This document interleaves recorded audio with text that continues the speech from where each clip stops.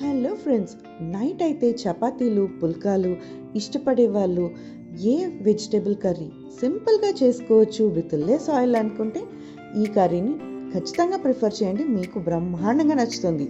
ముందుగా ఒక ప్యాన్ తీసుకొని ఒక 2 టేబుల్ స్పూన్స్ ఆయిల్ వేసుకొని అందులో కాస్త ఆవాలు, జీలకర్ర, మినపప్పు, శనగపప్పు, ఒక 2 ఎండుమిరపకాయలు వేసి పోపుని వేగనివ్వండి. ఇప్పుడు ఒక 4 నుంచి 5 పచ్చిమిర్చి, కాస్తంత అల్లం తీసుకొని బాగా దంపి ఇవి కూడా పక్కన ఉంచుకుందాం. ఇప్పుడు ఒక 2 నుంచి 3 ఉల్లిపాయలు తీసుకొని వాటిని సన్నగా తరుక్కొని మనం ఇందాకలు చేసుకున్న పోపులో వేసి ఫ్రై అవనిద్దాం. ఇప్పుడు అందులో కాస్తంత పసుపు, కారం రుచికి చూసుకొని వేసుకోండి, ఎందుకంటే మనం ఆల్రెడీ పచ్చిమిర్చి దంపి పెట్టుకున్నాం. ఇప్పుడు అది వేసుకుంటున్నాం. ఇప్పుడు అందులో మనం ఒక 2 నుంచి 3 బంగాళదుంపలు తీసి కట్ చేసుకొని చిన్న ముక్కలుగా ఇది కూడా మనం పోపులో వేసుకుంటాం.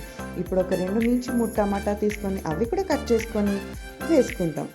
ఇలా టమాటా, బంగాళదుంపలు వేగుతున్నప్పుడు ఇప్పుడు వంకాయ చూసారా ఎంత బాగుందో, మన తెల్ల వంకాయని దాన్ని చిన్న ముక్కలుగా కట్ చేసుకొని అది కూడా మనం పోపులో వేసుకొని దగ్గరగా ఫ్రై అవనిద్దాం. ఇలా లైట్గా కాస్త మసాలా అంతా దానికి పడుతున్న టైంలో ఉప్పు వేసుకొని కాస్తంత నీళ్ళు వేసుకొని కుక్కర్ పెట్టేయండి. జస్ట్ 3 అంటే 3 విజిల్స్ ఉంచండి చాలు.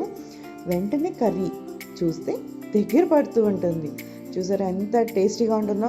మా అమ్మ అయితే కొన్నిసార్లు ఇందులో గుమ్మడికాయ వడియాలు కూడా వేస్తుందండి. చాలా టేస్టీగా ఉంటుంది. లాస్ట్లో కొత్తిమీరతో సర్వ్ చేయండి.